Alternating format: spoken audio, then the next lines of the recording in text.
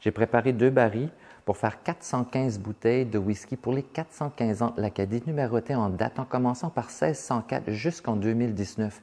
La bouteille numéro 1755 va être offerte en cadeau à la gouverneure générale du Canada pour lui rappeler que ce n'était pas correct ce qu'ils nous ont fait, là. Ici, j'ai 3 barils pour l'Université de Moncton en 2023, 2027 et 2033 pour le 60e, 65e et 70e anniversaire de l'Université de Moncton.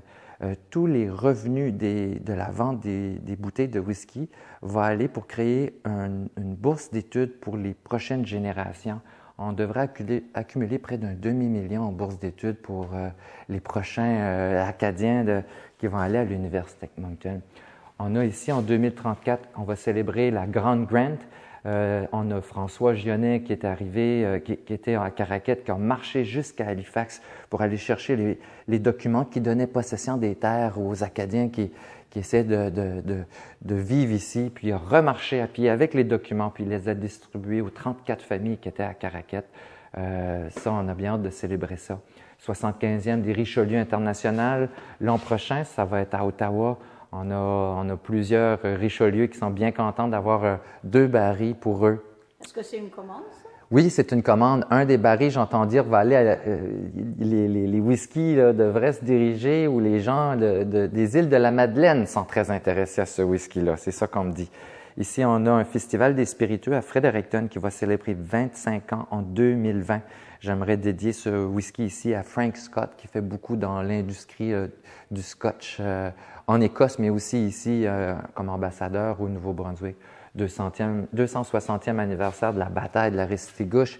Si jamais qu'il y a une peintre de la région de Restigouche, je cherche un tableau où les Français avaient coulé des petites goélettes, les bateaux britanniques avaient été arrêtés, ils avaient mis des batteries de chaque côté pour essayer de tirer sur les gros navires. Ça n'a pas très bien fonctionné, mais j'aimerais avoir quand même ce moment-là de la bataille. Vous n'êtes pas historien par hasard? Non, je suis en administration des affaires.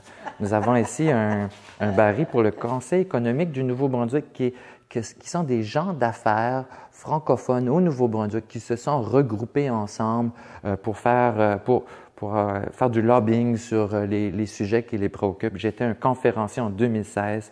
Après la conférence où j'étais un panéliste, les gens avaient bien applaudi, ils avaient bien aimé ce que j'avais dit. Puis lorsque j'étais à ma table, je pensais que j'avais terminé ma mission, mais les gens au micro ont dit « Là, fils du roi, en 2019, c'est notre 40e, tu dois nous faire un baril. » Il y avait comme 960 personnes. J'ai dit oui.